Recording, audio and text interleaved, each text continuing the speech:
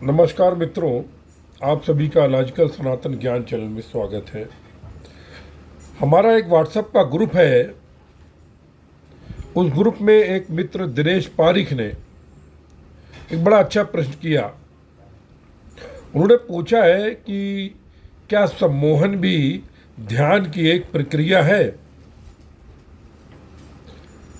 ये प्रश्न बहुत बढ़िया प्रश्न किया उन्होंने, मैं उनको साधुवाद देता हूँ। उनके दिमाग में ये बात आई, लेकिन यहाँ पर ये चीज़ समझनी है एक तरीके से कि सम्मोहन में आप ध्यान करते हैं, लेकिन ध्यान में सम्मोहन नहीं होता है। जैसे आपको किसी विशेष चीज़ पर किसी व्यक्ति को सम्मोहित करना है, तो आप निरंतर अपने मन में तरंगे पैदा करके, विकल्प सोच कर कि तुम ऐसा करो, तुम ऐसा करो, अपनी ऊर्जा को, अपने कंपन को उसको प्रेषित करते हैं और आँख के द्वारा भी उसके ऊपर, उसके नेत्रों में ध्यान करते, कंसंट्रेशन करते हैं और अपने विचारों को उसको प्रदान करते हैं। ये सम्मोहन होता है। तो अगर आपका ध्यान बहुत स्ट्रांग है, बहुत डीप है, तो आप सम्मोहन भी कर सकते हैं। मैं ये इसलिए बता सकता हूँ क्योंकि एक ज़माना था जब मैं छात्र था, तो मैं शतरंज का खिलाड़ी था और मैं उत्तर प्रदेश के स्तर तक खेलने का प्राप्त हुआ था, इस तरह मौका मुझे। लेकिन बाद में मैंने छोड़ दिया था नौकरी करने के बाद। तो मैं यही करता था, मैं सामने वाले की जो शतरंज की चाल चलता था, तो अपने मन में ये संकल्प लाता था कि तुम ये चाल चलो, ये चाल चलो, ये चाल चलो। इस तरह की मतलब कल्पना करके, चिंतन करके तरंगे भेजता था सामने वाले को।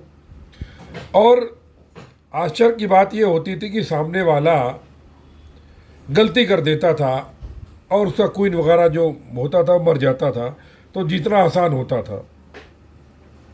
तो ध्यान के द्वारा सम्मोहन को स्ट्रांग किया जा सकता है, लेकिन सम्मोहन के द्वारा आप ध्यान नहीं कर सकते। क्योंकि देखिए क्या ध्यान क्या है, धारणा, ध्यान, समाधि। इनिशियली आपको किसी एक वस्तु, एक ऑब्जेक्ट को देखना होगा। जैसे त्राटक है, त्राटक ध्यान के बहुत नज़दीक है।